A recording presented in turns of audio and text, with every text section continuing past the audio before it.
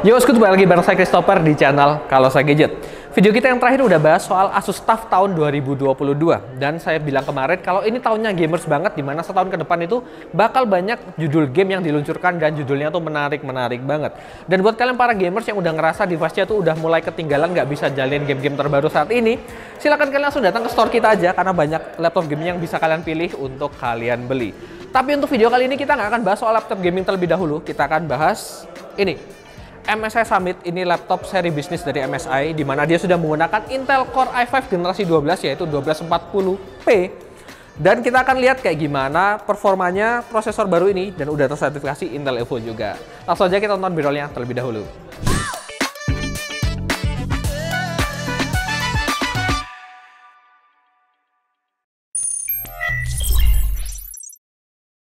Ini adalah MSI Summit E14 Evo A12M menggunakan prosesor Intel Core i5 1240p, dan ini agak menarik di mana pada generasi sebelumnya kita temukan i5 1135G4.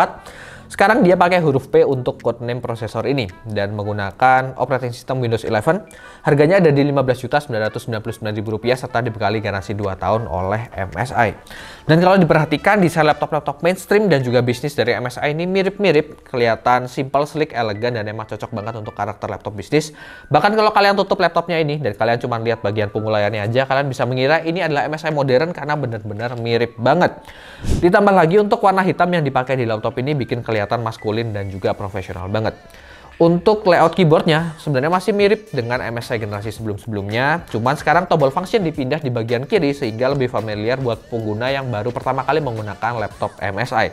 Untuk dimensi laptop ini ada di 31,4 x 22,8 cm dengan ketebalan 1,8 cm aja dan bobotnya di 1,5 kg. Overall kita suka dengan desain laptop bisnis yang kelihatan simple dan elegan ini, jadi kita bisa berikan skor 8 poin.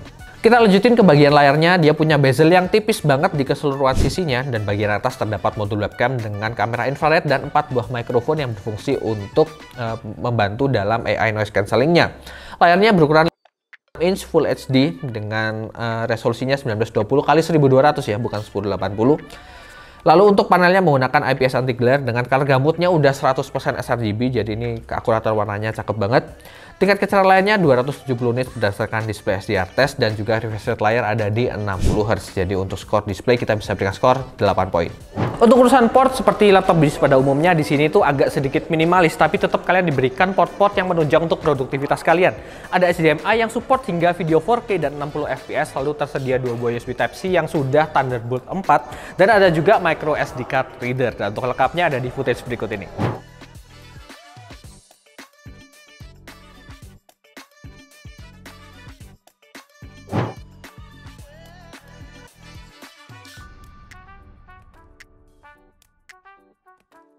Untuk fiturnya dalam segi konektivitas dia sudah menggunakan killer Wi-Fi 6E dan juga Bluetooth 5.2, di mana ini jadi fitur standar untuk Intel Evo generasi ke-12 ini. Lalu ada software MSI Center di mana kalian bisa mengatur terkait skenario penggunaan kalian, yaitu bisa menggunakan performance mode, balance mode, ataupun yang lainnya. Lalu ada battery optimizer dan juga AI noise cancelling. Selanjutnya kalian juga bisa login dengan lebih mudah menggunakan Windows Hello dengan bantuan pemindah sidik jari yang ada di sebelah kanan dari touchpad dan juga kamera infrarednya. Dan kamera infrared ini juga berfungsi di Tobii Experience yang akan kita jelaskan sebentar lagi. Di Tobii Experience ini ada beberapa fitur. Yang pertama ada digital well-being. Dia akan bisa ngasih tahu kita screen time kita udah berapa lama, terus last break kita kapan, dan jarak kita ke layar itu seberapa jauh. Terus habis itu ada power optimization. Yang pertama ada dim screen, jadi dia akan otomatis menggelapkan layar kalau kita sedang nggak berada di depannya. Bisa diatur berapa lamanya setelah kita mengalihkan pandangan dari layar. Terus dia juga bisa stay awake selama kita ada di depan layar ini. Kalau nggak dia akan nge-sleep sendiri. Terus selanjutnya ada security and privacy. Ini fitur yang lumayan kepakai juga. Privacy screen, jadi dia bisa ngeblur kalau kita pandangannya nggak lagi ke layar. Misalnya saya noleh ke sebelah kanan sini, dia akan langsung ngeblur layarnya, jadi orang nggak akan bisa ngelihat isi layar kita itu apa. Terus selanjutnya ada juga picker detection, dan ini bisa dilihat ini ada logo kayak wajah orang di sebelah kiri sini karena kameramen kita ada di sebelah kiri. Coba kalau pindah ke sebelah kanan, Will, dia akan kebaca di sebelah kanan ini ada orang gitu. Terus dia juga bisa auto lock Windows kalau kita lagi nggak di depan layar laptop ini selama beberapa detik, bisa diatur juga ini 15 detik. Dan terakhir ada attention screen navigation, ini bisa kepake kalau dia dikonekkan dengan layar kedua. Jadi fungsinya benar-benar sama persis kayak Miramatrix. Jadi waktu kita menahan mouse kita di Windows ini, lalu kita mengalihkan pandangan kita ke screen kedua, dia akan otomatis pindah ke screen kedua tersebut. Kira-kira kayak gitu dari Top View Experience. Dan ini tampilan webcamnya sudah menggunakan Full HD 1080 dengan 30 fps. Dan hasilnya nih bagus banget untuk ukuran webcam, dan di sini tersedia juga e-shutter di bagian kanan body ini. Kalian bisa matikan, langsung nggak akan kedetek. Dan untuk mendetek lagi butuh waktu beberapa detik. Kalian juga bisa menggunakan tombol function dan F6. Ini akan mematikan webcamnya. Untuk nyalain lagi tetap sama, butuh beberapa detik. Oke. Untuk skor fitur keseluruhan ini lengkap banget. Walaupun kalian mungkin sediakan port yang sedikit minimalis, tapi untuk fiturnya benar-benar lengkap, jadi kita bisa berikan skor 8,5 poin. Sekarang kita akan bahas mengenai performance-nya, dan untuk detailnya kalian bisa lihat di sebelah sini. Dia menggunakan prosesor Intel Core i5 1240p yang punya total 12 core, terdiri dari 4 performance core dan 8 efficient core, serta punya total thread 16 thread. Lalu untuk performance core-nya sendiri, dia punya base clock speed di 1,7 GHz dan boost-nya di 4,4 GHz, jadi ini termasuk yang kencang juga. Menggunakan fabrikasi 10 nanometer Intel 7 dengan L3 cache-nya ada di 12 MB dan TDP prosesor ada di 28 Watt. Sedangkan untuk pengujiannya sendiri kita lakukan di mode performance, dan nanti kita akan bandingkan juga dengan i5 generasi sebelumnya, itu generasi 11. Untuk R15 sendiri kita dapatkan skor di 1921 poin, untuk R20 single core-nya di 560 poin, sedangkan multi core-nya di 4279 poin. Dan berikut ini adalah perbandingan kalau kita bandingkan dengan i5 1135G7. Untuk R15 kita dapatkan penambahan itu sekitar 107%. Untuk R20 single core-nya dia naik sekitar 10%, sedangkan R20 multi core-nya naiknya tuh 80%. Jadi benar-benar kenaikan performanya ini berasa banget dibandingkan generasi yang sebelumnya. Lalu untuk R20 looping sebanyak 10 kali, untuk multi core-nya kita dapatkan rata-rata di 3455. Jadi untuk konsistensi performance ini masih belum cukup baik ya. Dengan suhu rata-ratanya di 74 derajat Celcius, tapi maksimum dia bisa menyentuh di 97 derajat Celcius. Jadi kita merasa ada kemungkinan thermal throttling di prosesor ini karena suhunya yang termasuk tinggi. Lalu untuk pengujian 3D rendering menggunakan Blender, CPU render kita dapatkan di 4 menit 24 detik. Ini lebih cepat 2,5 menitan dibandingkan 1135G7. Jadi sekali lagi ini good job untuk Intel. RAM baru laptop ini 16GB dual channel DDR5 dengan speednya 4800 MHz, sedangkan untuk storage-nya menggunakan SSD NVMe PCIe dengan kapasitas 512GB. Dan untuk speednya sendiri, rate-nya di 6740 MB per second, sedangkan write-nya di 3895 MB per second, artinya hampir 4000-an. Dan kita bisa berkesimpulan dia sudah pakai SSD generasi keempat, dan ini bisa jadi poin plus laptop ini dibandingkan dengan beberapa laptop generasi 12 sebelumnya, di mana mereka masih menggunakan SSD generasi yang ketiga. Urusan grafik card, dia hanya menggunakan integrated Intel Iris Xe Graphics, masih sama seperti generasi 11 sebelumnya. Dan untuk pengujian rendering video sendiri menggunakan Adobe Premiere, video 1 menit 4K katuk tanpa efek dan hanya single layer, kita dapatkan waktu di 1 menit 5 detik aja. Ini waktu yang impresif untuk prosesor mainstream yang nggak dibekali dengan dedicated GPU sama sekali. Selanjutnya untuk pengujian simulasi gaming menggunakan 3D Mark, untuk time spy kita dapatkan skor di 1572 poin.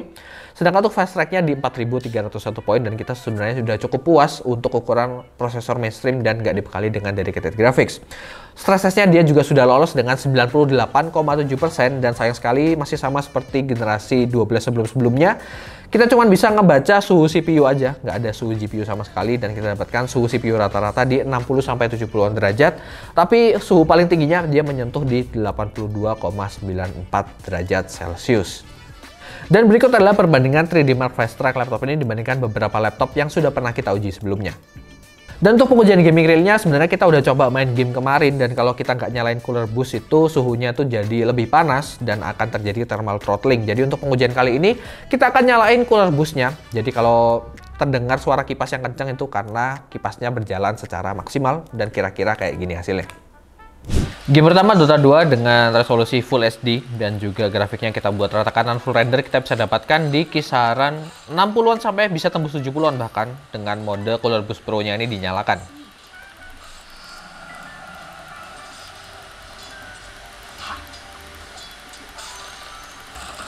Untuk selanjutnya itu CSGO dengan setting resolusi tetap di Full HD dan juga grafiknya kita buat di high. Ini kita bisa dapatkan kalau scene-nya nggak berat gini bisa jalan di 40 sampai sekitar 60-an FPS.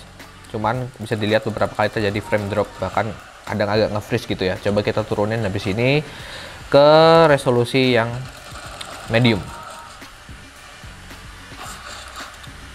Setelah kita turunin ke medium, ternyata hasilnya tuh masih sama aja. Jadi mungkin game ini masih cukup berat untuk laptop yang nggak menggunakan dedicated GPU kayak laptop satu ini.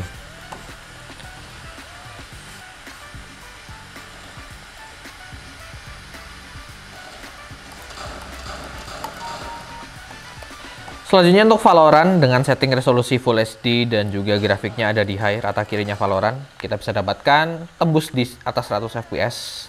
Kalau ringan gini bisa 170 sampai 180-an. Tapi kalau tembak-tembakan dia turun ke sekitar 110 sampai 130-an FPS, tapi overall masih lancar untuk game satu ini. Kendalanya mungkin cuman di refresh rate layar, dimana ini cuma 60 Hz, jadi untuk manuver itu agak kurang smooth kalau dilihat.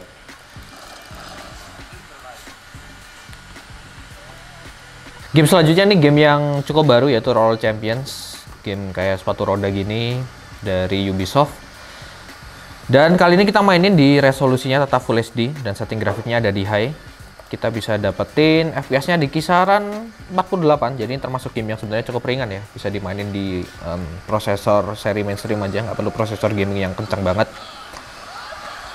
Untuk suhu dari CPU sendiri dia ada di kisaran 60-an sampai 70-an derajat dengan loadnya di 14%-an sampai hampir 20%-an.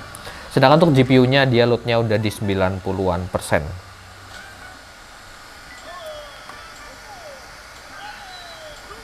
Dan kalau kalian bongkar laptop ini, di dalamnya kalian cuma bisa swap SSD bawaannya dengan SSD dengan kapasitas yang lebih besar, nggak disediakan slot SODIMM ataupun slot M.2 untuk kalian bisa upgrade RAM ataupun storage-nya.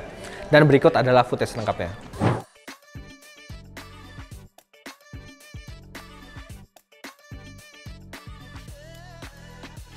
Untuk skor performa secara keseluruhan kita cukup puas dan kita bisa berikan skor 8 poin. Untuk pengujian dan baterai kita menggunakan PC Mark 10 Modern Office seperti biasanya, lalu mode power laptop ada di balance. Backlit keyboard kita matikan, WiFi kita matikan, dan tingkat kecerahan layar kita turunkan di 50%. Dan hasilnya kita dapatkan 8 jam 38 menit. Sebenarnya ini bukan hasil yang buruk, tapi mengingat dia sudah menggunakan stiker Intel Evo, artinya sudah tersertifikasi Intel Evo, kita bisa berekspektasi dia bisa dapatkan daya tahan baterai di 10 jam ke atas. Jadi untuk skor daya tahan baterai, sayang sekali kita cuma bisa berikan skor di 7,5 poin. Kesimpulannya untuk prosesor Intel Core i5 di generasi 12 ini itu kita benar-benar puas sama hasilnya. Dia benar-benar menunjukkan peningkatan yang sangat signifikan dibandingkan dengan generasi yang 11 kemarin. Dan untuk laptop ini sendiri, ini termasuk laptop bisnis yang masih ada di kisaran harga mid-range dan bisa jadi pilihan untuk kalian. Untuk performance-nya tuh nggak perlu ditanyakan lagi, semuanya udah terbukti jelas, pengujiannya kita sangat puas. Untuk daya tahan baterai juga masih cukup oke, walaupun harusnya untuk Intel Evo bisa lebih tinggi daripada 8,5 jam tersebut. Jadi untuk total skor laptop ini setelah kita total dan kita bagi 5, kita dapatkan di 8 poin. Segitu aja video kita kali ini. Terima kasih buat kalian semua yang sudah menonton. Jangan lupa like dan juga subscribe untuk membantu channel kita lebih berkembang lagi. Dan kalau kalian punya pertanyaan, silahkan tuliskan di kolom komentar yang ada di bawah. Kita akan berdiskusi bersama-sama. Dan untuk kalian yang butuh untuk belanja produk IT mulai dari laptop ataupun peripheral lainnya, silakan kunjungi toko kita dari Jalan Majen Panjaitan nomor 6 Malang. Cabang kita ada di Mall Olive Garden, tempatnya di area sebelah food court, dan kita juga tersedia di e-commerce, ada di Tokopedia, Shopee, Blibli, dan juga JDID. Silakan kalian cek. Dan terakhir untuk event kita bersama Lenovo yaitu TikTok dan juga PES Challenge masih berlangsung, dan berikut adalah lengkapnya.